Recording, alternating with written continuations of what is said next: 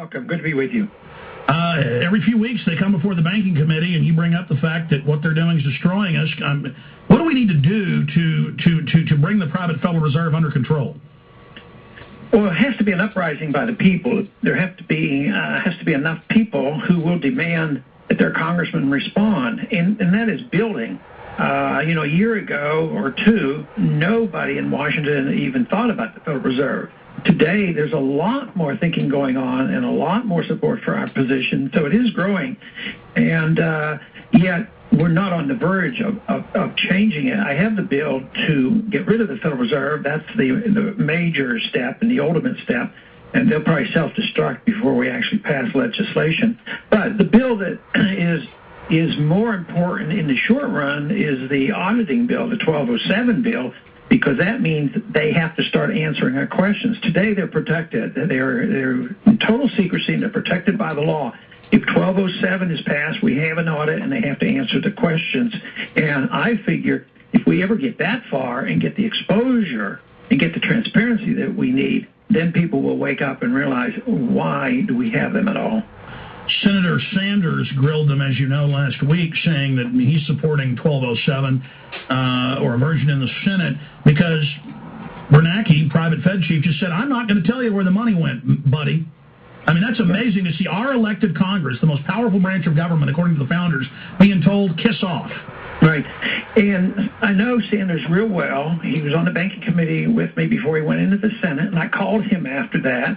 And I believe he has now introduced my version of the transparency bill, and I've introduced his version. So both bills exist. Mine's a little bit more conclusive, and it removes the total authority for them to not answer questions. His is specifically designed to answer certain questions and reveal where the $1 trillion went. They're very similar, but somewhat different in nature. So we both support each other's bill, and they've been introduced in both chambers. Well, public support for this, and the Congress itself, the majority are saying they're angry to not know where the money is, and Bloomberg sued to find out and has been told no on their FOIA. I mean, if this gets media attention, I can see no way that Congress wouldn't vote for a proper audit of the private Federal Reserve. No, they're going to if we can get it that far. And, it's a good issue. So, like so many of our issues, we bring different factions together, liberal and conservatives, under the Constitution.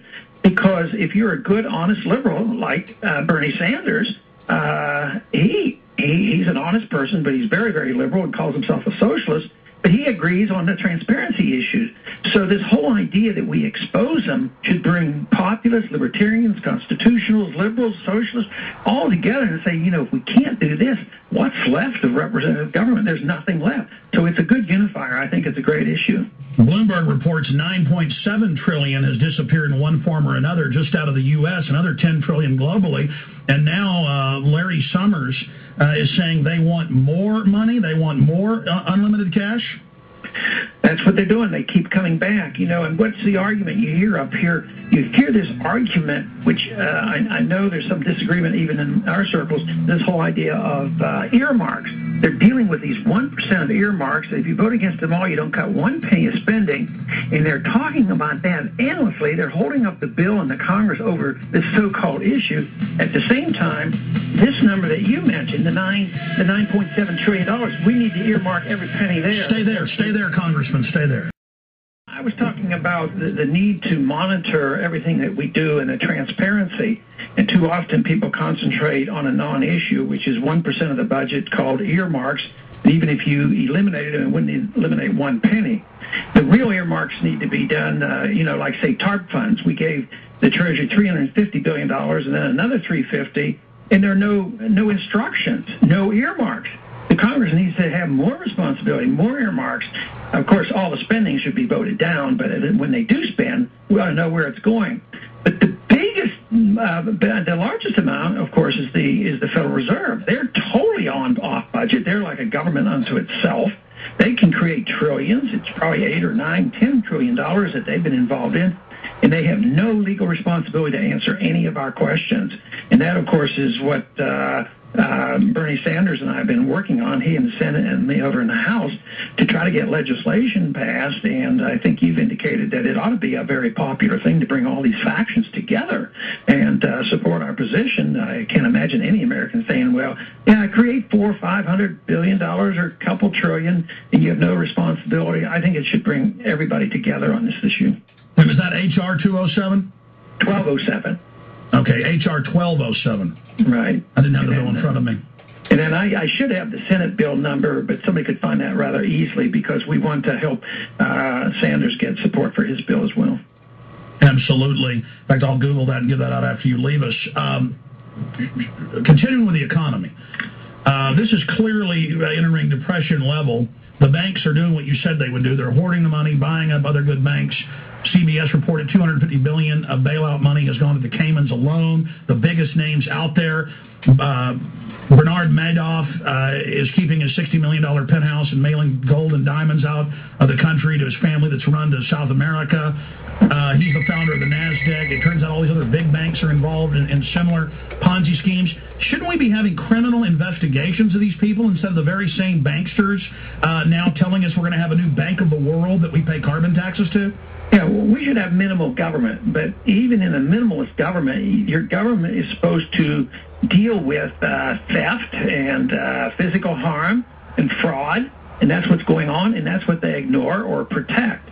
They're supposed to protect contracts, but they are interfering with contracts all the time and trying to tell people exactly what mortgage rates should be and interest rates should be and price fixing and all these things. But no, I think it's horrible what they're doing, and they're not addressing the subjects that they should. And they should be prosecuting these people. These people should be in prison. But, you know, if you go back to Enron, when that company went bankrupt, it was a major event. And they claimed up here in Washington that the reason was that we needed even more regulation, we needed more SEC agents, and we needed more IRS agents. At the same time, he was convicted of fraud under Texas fraud laws. And he went to prison, and, you know, and that thing was cleaned up, and the market wiped out the value of the company because it had no value. But what was our response in Congress was to pass Sarbanes-Oxley, more regulations, which have actually contributed to some of the weakness in the economy. You just can't regulate away the mistakes that are made when governments are too much involved with community reinvestment acts and easy money that the Federal Reserve creates. Regulations cannot solve that problem. But your point, the purpose of the federal government should be, under these circumstances, to prosecute fraud. We'll take the Securities and Exchange Commission testifying before Congress, almost a month ago. They declared presidential prerogative and executive authority, I guess under national security, to not talk about why for 9 years they were given private investigations detailing Bernie Madoff's crimes. And they kept saying to the Congress people, well, he hasn't been convicted. He hasn't pled guilty. You know, and they said it's not alleged. He's admitted to this. Yeah, and, you know, as bad as the executive branch is, so much of that responsibility falls on the Congress, too. I mean, we're so negligent to just allow the executive branch to run roughshod over us. But if we had some people in the Congress that would have a little bit of courage, they could deal with this and handle it. But no, if they said national security interests, you know, whether it has to do with torture and secret prisons and prison camps and, you know, all those kind of things. Oh, national security, we can't interfere with that. So therefore, the Congress says nothing. Specifically, sir, speaking of national security, Obama has said, Reuters headline, Obama backs Bush on no rights for detainees under Bill of Rights, Constitution, or Geneva Convention. He's increasing the troops in Afghanistan. He's saying he's going to keep troops indefinitely, at least 50,000 in Iraq. Going back on that promise, he's declaring a lot of executive privilege that he criticized under Bush, and he's expanding the NORTHCOM 20,000 troops to patrol America. He's creating this quasi-governmental USAService.org. I mean, can you comment on those points of Obama? And many people are saying it looks like he may be worse than Bush on liberties. Yeah, and I don't hesitate to make that point, especially if I happen to get on a liberal station that might be sympathetic with some of my views, but they still like Obama, and they're still hopeful. In a few places, I keep my fingers crossed, and I say, I hope he does what he said he was going to do. But early on,